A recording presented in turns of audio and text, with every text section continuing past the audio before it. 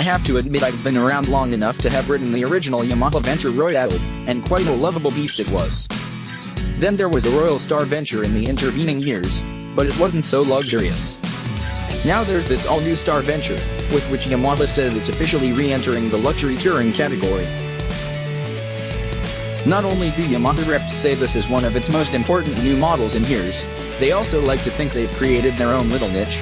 This one's a luxury tourer that combines traditional/emotional components, humongous V-twin, with cutting-edge modern styling and all the luxury features you'd expect on a $25,000 touring bike. If we must discuss money, the base model is $24,999 and the Transcontinental option package makes it $26,999. You'd be forgiven for thinking it's the same old 48-degree V-twin from the Roadliner/Raider line, since it's also 1,854 cubic centimeters, 113 cubic inches, the 100x 118 millimeters bore and stroke. But Yamaha tells us the beast has been completely redone, and now incorporates a 6-speed gearbox with its output shaft exiting on the opposite side of the bike. There's also a new cush drive built into the primary drive to soften the juddery hard edges that are kind of inherent to really big V-twins at lower RPM. Yamaha seemed really proud of it, and I'd like to get more specific, but the description shown to us in a PowerPoint presentation during our briefing was no longer available when I sat down to write this. Here's what we did get. The Star Venture boasts a massive and torque-rich 113 cubic inch, 1,854 cubic centimeters, air-cooled V-twin engine with a class-leading 126 pound-feet of torque, providing smooth and responsive power delivery even when fully loaded.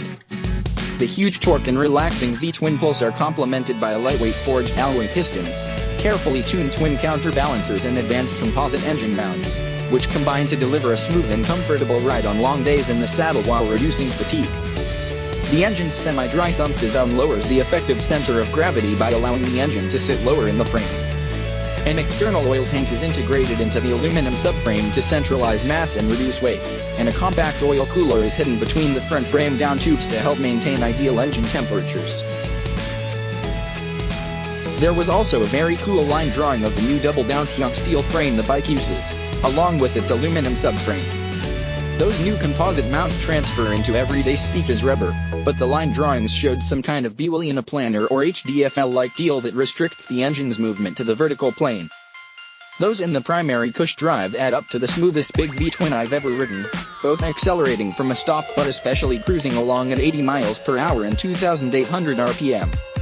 And even more ESO at 100 miles per hour and 3,500 RPM, where the thing is perfectly serene. If you live in Montana or Germany, this is your big touring cruiser. Some big twins, most big twins as I remember, start feeling a bit vibey when you're really in a hurry. Not this one. Comfort, of course, is job one when it comes to luxury touring, and this bike gives you 957 pounds of it, 963 for our bikes outfitted with the Transcontinental package, which adds GPS navigation, Sirius XM, additional speakers, and Yamaha exclusive dual-zone audio control. Also LED fog lights, a couple of additional storage cubbies and an alarmed security system which gives me Space Invaders PTSD every time it activates itself. Which it does a lot. That's a lot of motorcycle, in fact I think the heaviest one I've ridden since Road Dog. But it never feels like it. Strange. The passenger backrest is 17 inches across, I believe the press materials said, which should be wide enough for any North American, and there's plenty of room for an aft also to give rider and passenger some space. To prove it, Yamaha had even invited us to bring a passenger, which all of us did. I chose a smaller, 100-pound model called Chrissy Rogers, just to keep things slightly lighter. She also has some fused vertebrae and zero experience on back of a big motorcycle, so I was braced for anything and ready to accept any useful critique or blows to the head and kidneys. After the Japanese techs along for the ride, in a minivan, adjusted the passenger floorboards into their high position, she had no complaints and nothing but happiness after 2 days in the saddle. Happy enough that I even got some nice massages en route. I could get used to traveling like this.